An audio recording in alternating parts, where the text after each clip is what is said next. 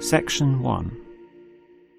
You will hear a young student, Andrew, ringing an employment agency inquiring about their services.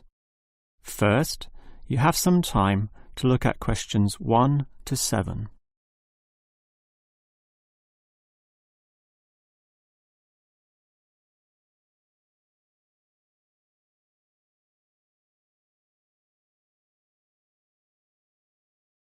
You will see that there is an example that has been done for you.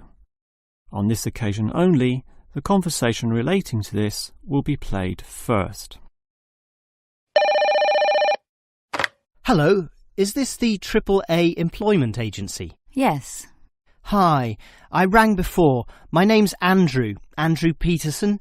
I rang you earlier and gave you my personal details.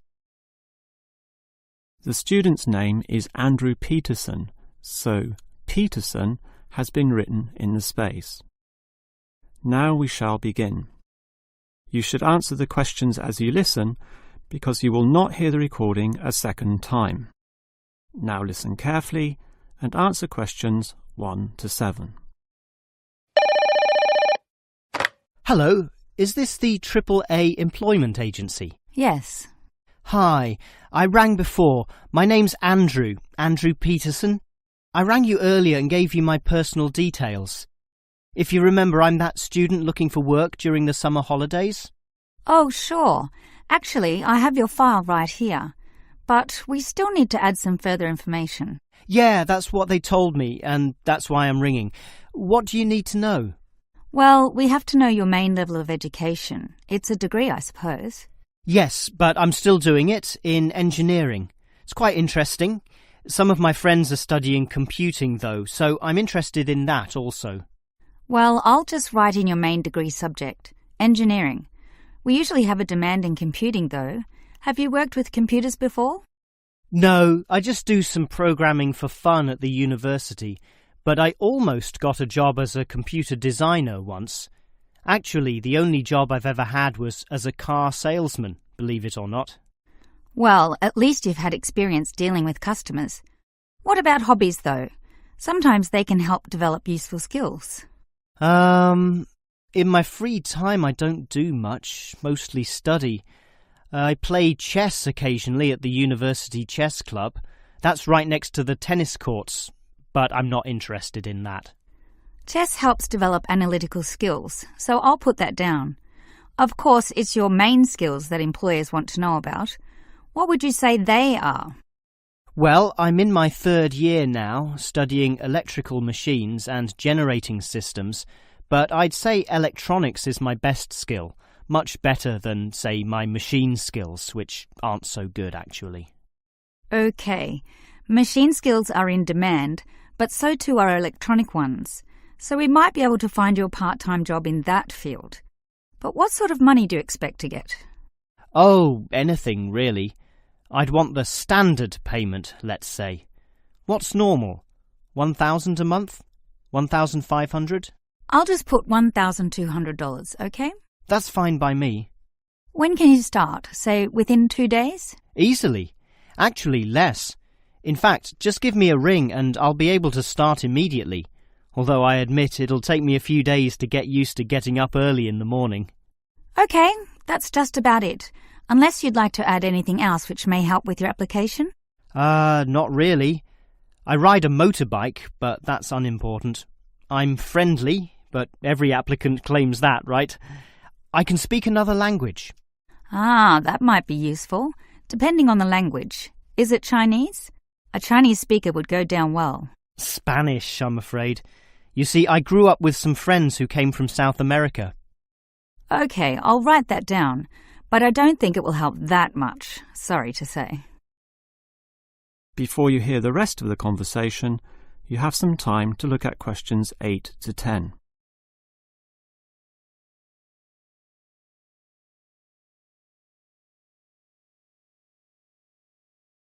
Now listen and answer questions 8 to 10. Well, thanks for your help, and hopefully I'll get a job soon. But can I just ask one more question? Sure. What basically are employers looking for when they interview someone? Oh, many things. Being hardworking, diligent, and focused on your job is good. But surprisingly, it often means you can't see the bigger picture or provide suggestions which help the company move forward. That requires thinking for yourself, outside the box, as they say, and being free of the standard ways of approaching tasks. Employers certainly value that. I guess experience must help, though. It depends. If it involved a routine job, one which didn't exercise your mind, it might not mean that much at all.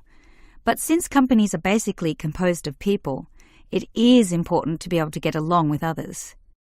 There's no point in hiring someone whom the other employees don't like, right? That just causes problems. In fact, I would say that being friendly and approachable ranks far more highly than your academic qualifications. Okay, and that's all assessed at the interview, right? Yes, and your qualifications, experience, and approach to the job, such as whether you can do different things, work overtime, or do long hours, is needed. But those latter qualities are pretty much standard. What may be more important is based on the fact that things inevitably go wrong. Mistakes are made and someone's got to fix them in a way that creates the least disturbance. People with demonstrated abilities to do this are certainly regarded highly. I see.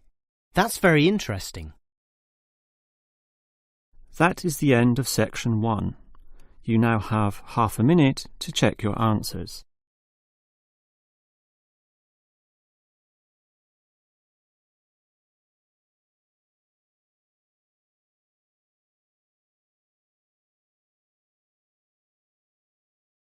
Now turn to section 2. Section 2. You will hear the manager of the fitness centre giving information about the centre to some new customers. First, you have some time to look at questions 11 to 15.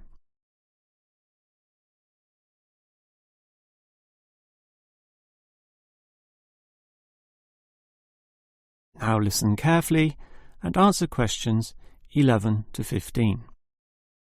Hello everyone, and welcome to the Fit for Life Health Centre, a place which, as the name suggests, is not just for short-term solutions, but rather intends to put you on a sensible and achievable footing for the rest of your life.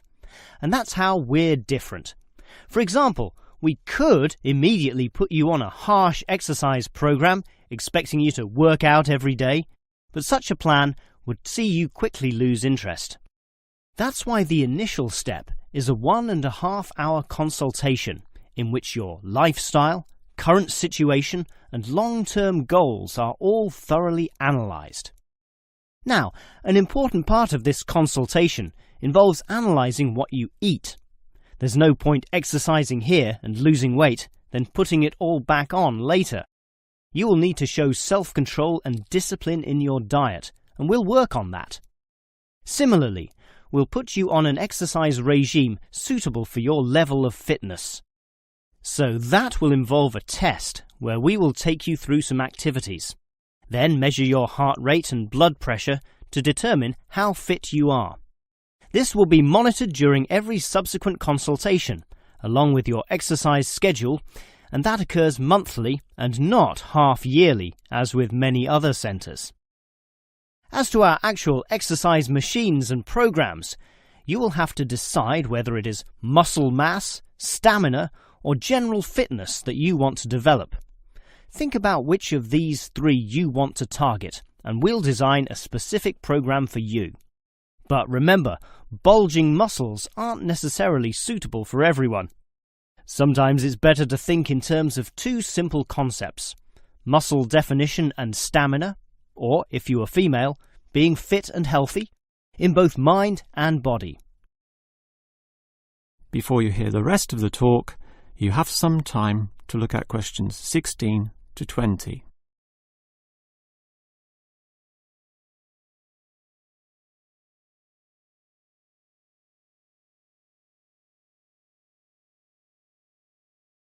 Now listen and answer questions 16 to 20. Now, if you're going to work out at this gym, you'll need to think about your reasons for exercising. So let's consider that in more detail. Muscle mass is certainly popular with the guys, probably seeking to impress the girls. And with muscles comes the confidence to do that, right? Well, for that, you'll need our high-stress weight units, where pumping iron is all the rage. Moving on to other benefits, one of the main ones is beating the tension of life, right? And the longer the exercise is, the greater the rewards in this respect. Thus, playing squash can certainly help, and so can swimming. But what's much better, as every jogger will tell you, is their activity. So we have ample jogging machines and they're always popular. They can provide good fitness too, as can the yoga classes.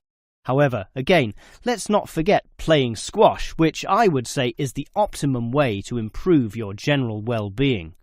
Such an active, energetic game, plus the competitive element, drives you forward into high levels of health and fitness. These, of course, are the ultimate purposes of being here, but remember, the centre is full of like-minded people, all of whom are interesting to meet and valuable sources of information. The yoga classes have a pre- and post-meeting session, so you'll certainly meet others there, although they'll all be yoga enthusiasts, which limits the range somewhat. But whether doing yoga, swimming or exercising, everyone showers, right? So those facilities are where you'll hear all sorts of interesting conversations and really get to know people. Not like the front desk area, which is mostly empty as patrons go immediately inside to do their exercise.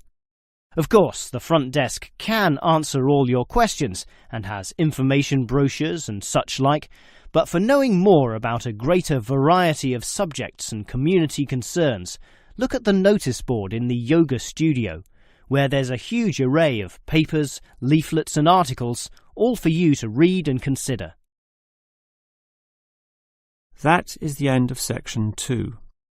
You now have half a minute to check your answers.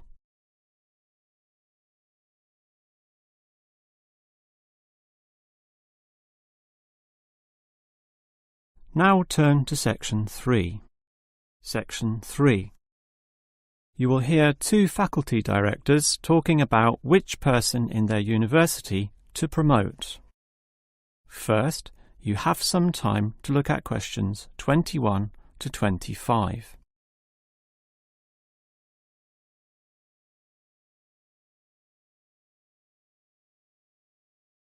Now listen carefully and answer questions 21 to 25. OK, we've got to decide who to promote to leading education officer. Someone from the arts faculty, I suppose. Well, it can be from any faculty, since the position requires more general skills. Handling personnel, settling disputes and motivating them to focus on the task. It was the last position which involved computer knowledge, not this one. Surely computer knowledge would help. So too would knowledge in the arts. Sure, it would help, but the key criterion is being able to direct the staff appropriately. So it doesn't matter then from which faculty we select our candidates? Not really, but I've already looked at those from computing and rejected them all. Why? They're all too new, lacking in sufficient experience, whereas these ones from the business faculty are long-timers. So we'll take someone from there. I suppose you're right. The arts faculty doesn't present much in the way of suitable candidates either. But we'll still have to train the person, teach the ropes, as they say, and he or she will have to expect to do overtime as needed. Of course. It can get so busy that, if we were open on the weekend, they'd have to work then as well. Just as well we're a Monday to Friday university, right? Right. But are you sure these people will actually want the job? The salary isn't such an improvement on their current ones. I know, but there are benefits. You get overtime rates, a nice place to put your car, as well as additional petrol money if you drive for company purposes, which they'll probably be required to do. But those benefits are quite limited, especially given all the work and responsibility involved. People often don't like that. They prefer the creative freedom of less senior teaching positions. Yeah, I know. But these candidates should realise that if they do this job well, there'll be more promotions down the line. You know how everyone likes having their own office, right? Sure. Well, that would come after a few years, if they're prepared to work hard and grow with the university. Yes, that should attract these people. Before you hear the rest of the conversation, you have some time to look at questions 26 to 30.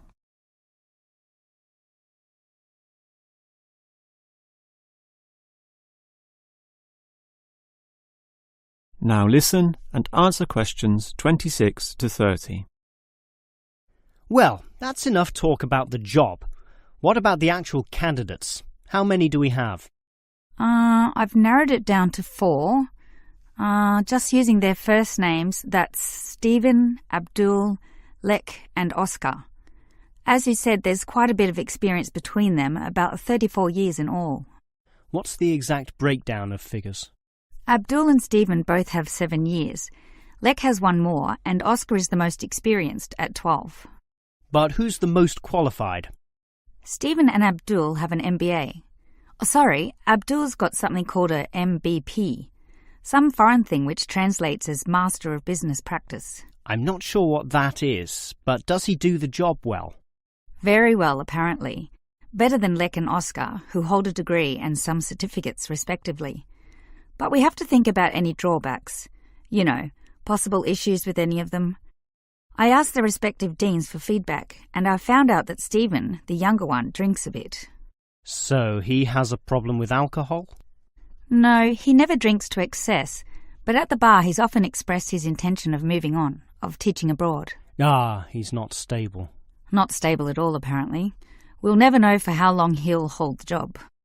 We need stable personnel, and people without family problems or sick relatives like the last guy we promoted. What about Abdul, then? Will he do?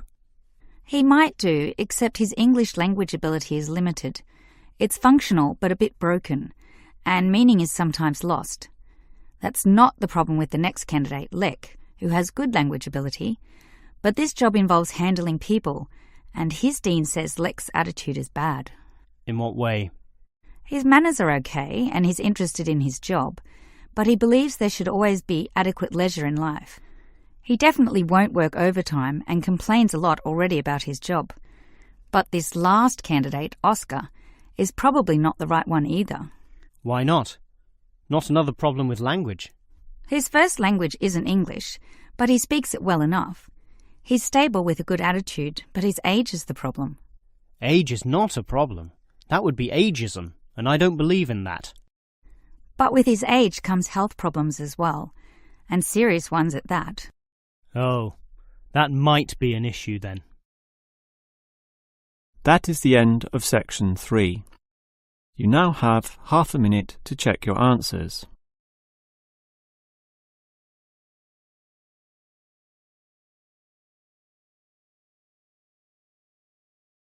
Now turn to section 4. Section 4. You will hear a lecturer talking about caves. First, you have some time to look at questions 31 to 33.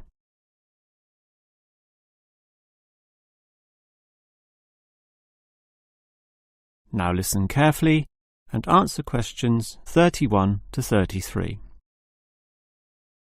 If there is one natural feature which has long fascinated man, it is caves, those natural underground spaces into which people can enter. No known cave in the world can exist without it being extensively explored. Whether it be in remote areas, such as the Clearwater Cave in Borneo, or immensely long and difficult, such as Mammoth Cave in America. Or perhaps the most challenging, those caves below the water table, full with water, in which case the exploration is known as cave diving. Whatever the case, if the caves are known, as complex and difficult as they usually are, they will be explored. The formal name for the study of caves is speleology, and involves many disciplines such as chemistry, geology, biology, and cartography, or the science of making accurate maps, since the largest caves can be hundreds of kilometres long and highly complicated. If the exploration is just for fun, the activity is known as caving. But with the difficulties and dangers involved, the average caver is often involved with one of these speleological sciences. As for the number of caves in the world, research suggests that only a fraction have been found and documented, mostly in the areas in which caving has long been a popular activity, such as in America, France, or Australia.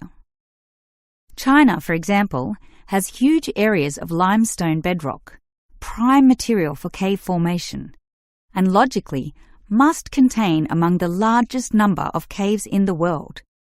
Yet only few are documented due to the lack of interest in caving there. Thus, as exploration continues, new caves will be discovered, and it is likely that the numbers could radically change in the future. Before you hear the rest of the lecture, you have some time to look at questions 34 to 40.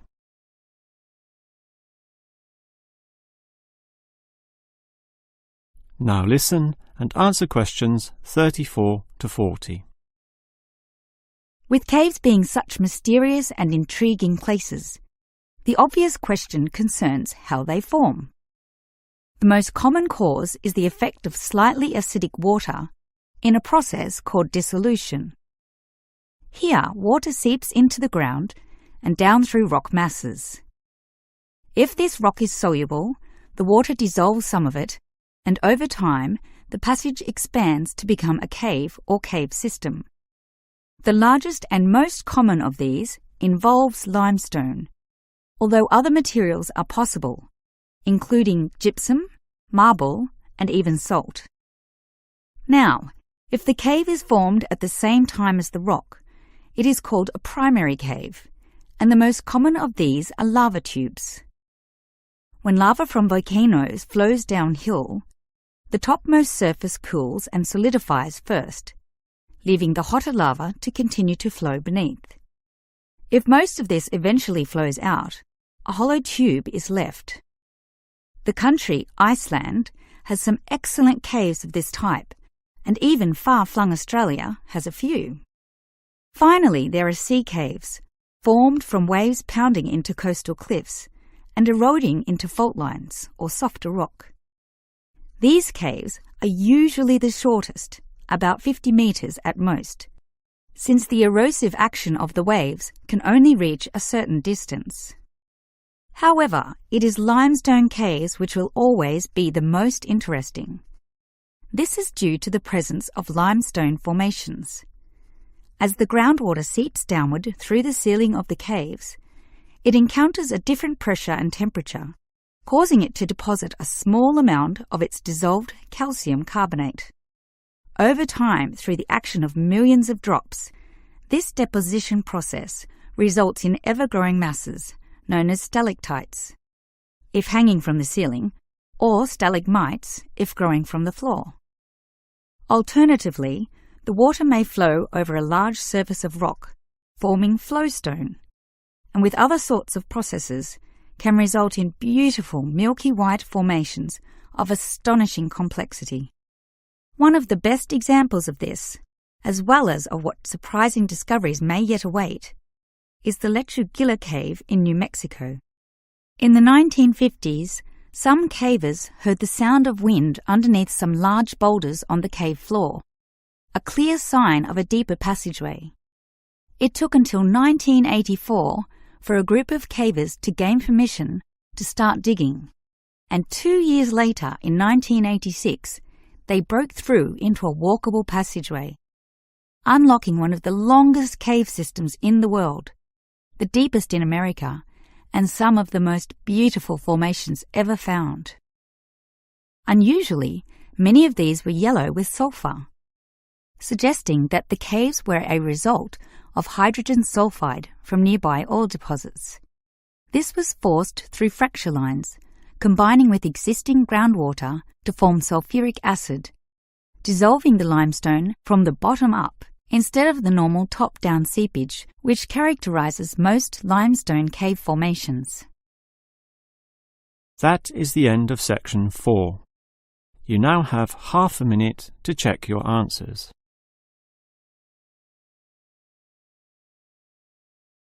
That is the end of the listening test.